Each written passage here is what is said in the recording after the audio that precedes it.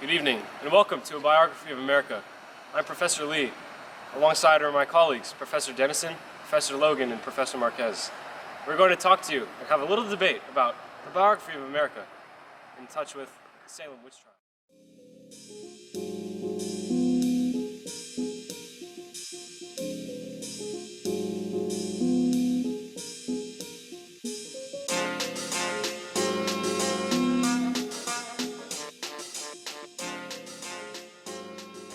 The Salem witch trials are a very controversial issue, and although they occurred long ago, they're still being talked about today. Many people have created theories and various topics as to what caused this strange event and what caused these strange trials. Here to talk about it are a few of my colleagues.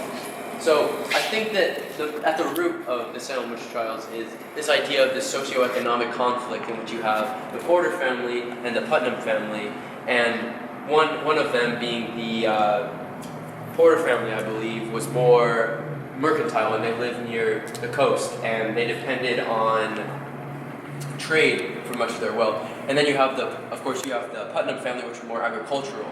And so these two families had various followers, and they were almost two separate identities in Salem town itself.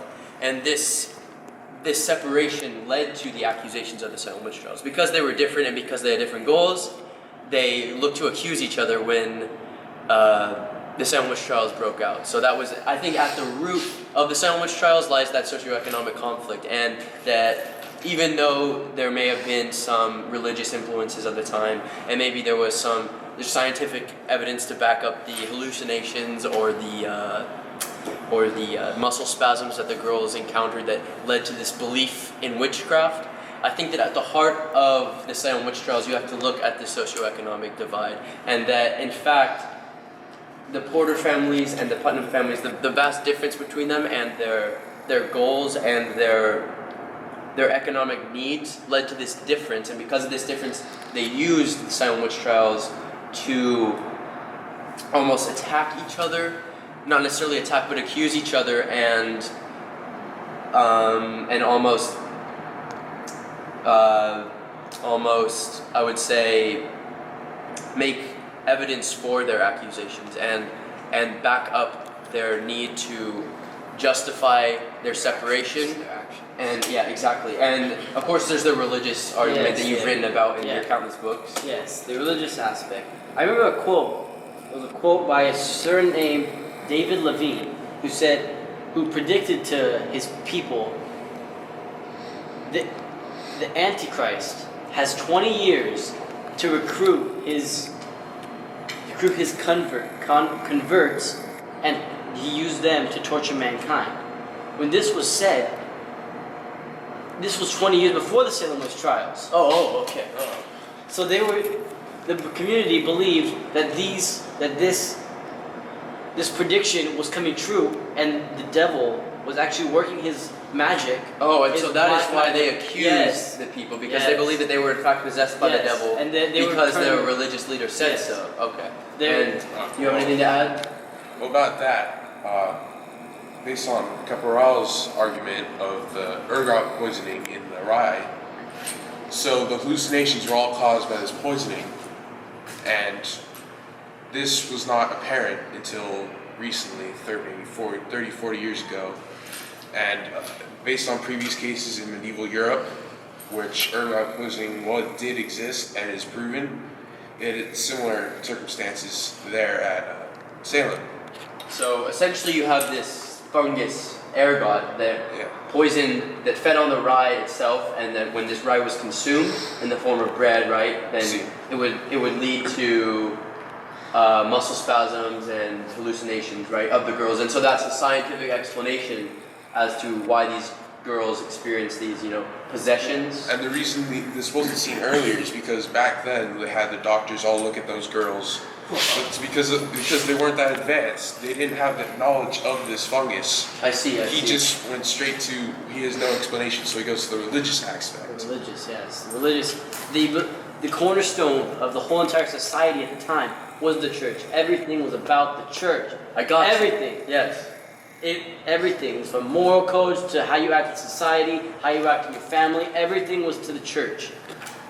And so that could relate to, I guess, the religious aspect would being that in earlier times and in the witch trials that occurred in Europe, there was this feeling that there was this, because of the Bible and because of, you know, these supernatural beliefs, that the devil in fact was able to possess people, and that this possession led to that occurred that they justified in Salem. They said that these girls were possessed by the devil and the taken only by reason evil. why they were possessed is because apparently they were too weak to uphold the Puritan moral code, and they were so weak that that God was unable to protect the women and children as the main sources of the people to use to take out of the original society and take them as his own, to enact and spread his own evil beings. So they believe because there was this lack of scientific explanation for what the girls were experiencing, because back then they didn't have this technology that we have now,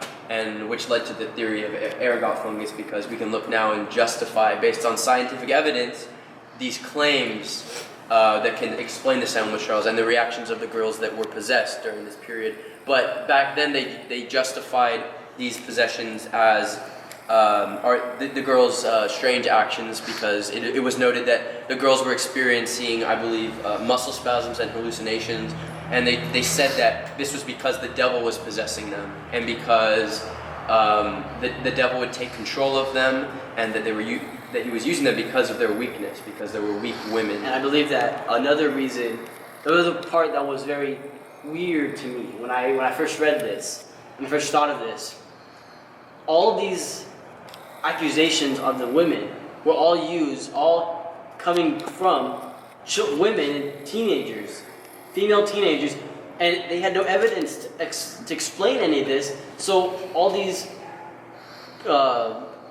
accusations and like all these hangings were just from accusations from women, Exactly, from and children. I think that who were inferior at the time. that illustrates the further effect that religion had during this period, and because religion was so highly valued in Salem during this time and in the world, really, I think that this caused a certain that in itself, because of this big religious belief, this caused a religious justification for the girls, because everybody believed in demonic possession. That in fact it was as valid as factual scientific evidence, because nobody wanted to come up against the church and against God, and they realized that in fact these girls were possessed and that they were evil. So I think that the religion of the period does have a role, but I think that in reality the witch trials were more of like violent chapters in a series of socioeconomic controversies that that could date back to the 1660s, and that because you have this divide between the Putnams and the Porters, and that the Putnams wanted greater autonomy in Salem town. They wanted a greater voice in Salem town, right? And then you have, that would be the Putnams, and then you have the Porters, who were more merchants, and they relied on trade. That because they were so differently socially and economically, and they stayed together, and they were almost like tribes, that they stuck up for their own interests, and that they accused one another based on these differences. That they wouldn't accuse one another in their own. The Putnams wouldn't accuse the Putnams, and the Porters wouldn't accuse the Porters, but they would accuse each other because of their differences, and because, for instance, and they would back up these claims with religious evidence, of course. Yes. Now the social differences did exist, but I do not believe that that is the case, really? because they wouldn't enact on those differences because of their religion and such. They simply took advantage of the situation from the ergot poisoning, because they saw that those girls seemed to be demonically possessed. They took the advantage of that and started accusation. Yes. And I think another important thing to realize is at this time, in fact, the Putnam family was sort of advocating and supporting a minister named Samuel Parris, I believe, who was, they wanted Samuel Parris to get more autonomy for them and to be sort of a leader for the Putnam family, and so that they were trying to push for him to get more leadership for them, as being like a politician for them almost, and then you have the Porter family who is opposed to this, and because of their differences, because of their economic and social differences, I believe that when they saw, perhaps if they saw these girls experiencing these reactions from the ergot poisoning, as you claim, I think that that they saw this, they blamed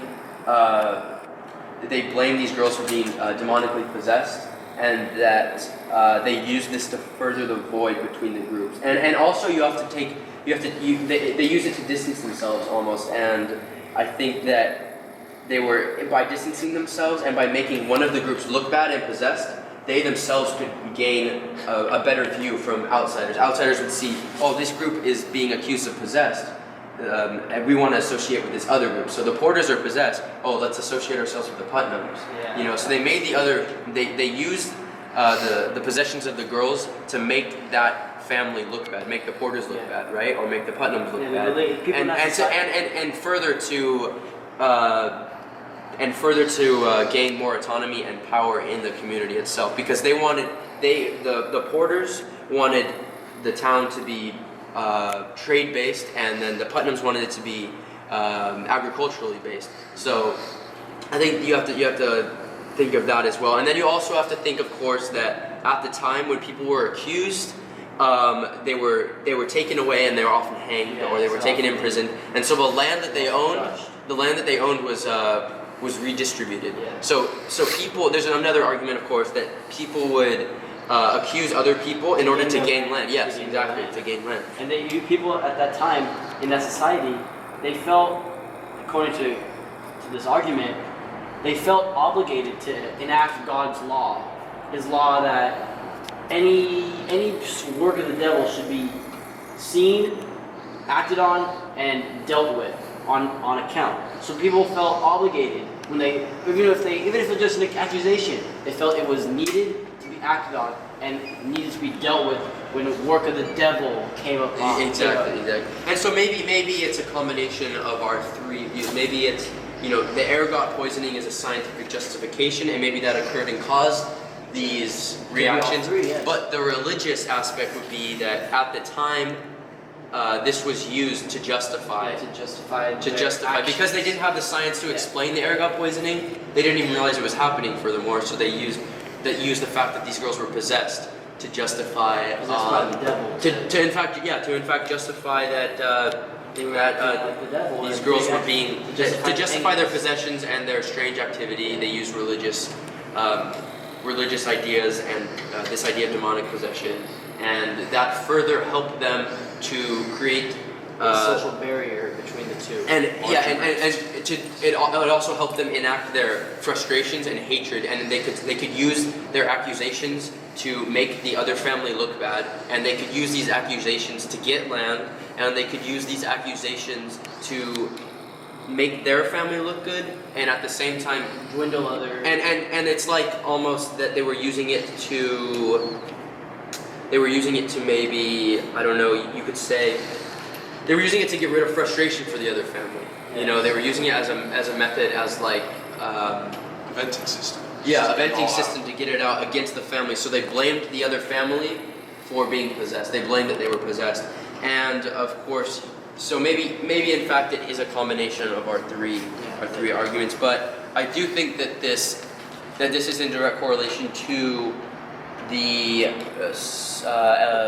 European witch trials that occurred at an earlier time in Western Europe. I was about to say that too. Yes, and Right. I mean, I think looking back, people will obviously say that, how could this happen? How could people, It's an abomination. how could people? Yeah, exactly. How could people go against each other based on this claim that the devil was possessed? But they don't get to see the fact that at this time religion played such a big role in how people lived. Their whole lives were centered around religion. Yes, they were. And the cornerstone of the society. Yes, and their morals, their family life, as you said, and they were so religious, and it even affected their commerce, and really they used this. They didn't see that nobody really questioned their religion openly because they didn't want to be persecuted, Yeah. and they use this to justify the strange happenings that occurred during this time to the girls that were possessed.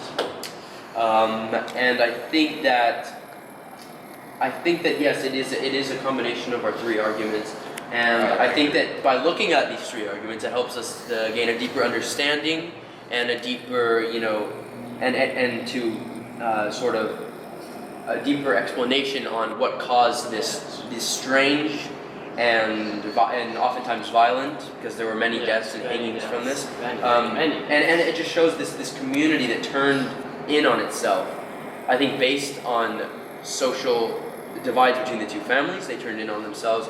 And people will ask, how this happened. And you have to look at the religious side, and you can explain the so-called, possessions with Professor Logan's theory of this ergot poisoning. And I think we can look at that now, but that's all well and good. But back then they didn't have that science that explained the ergot poisoning itself. So I think that looking back now, we must combine all these ideas and look at all angles, even though it may seem that the religious possessions are sort of absurd. You have to take everything into account, and I think by taking everything into account, I think it brings All us three of closer them to the heart of the issue, and I think by looking at them, we gain a better understanding, and it furthers our historical facts and our historical evidence and theories as to what caused these events in Salem in the 1600s. And I think that's it. Yeah, I think we by covered looking at all these arguments, I think we give a good explanation as to what occurred during the 1600s in the Salem witch trials. And thank you for joining us here on Media. And thank you for joining us on A Biography of America. Thank you so much. Good night.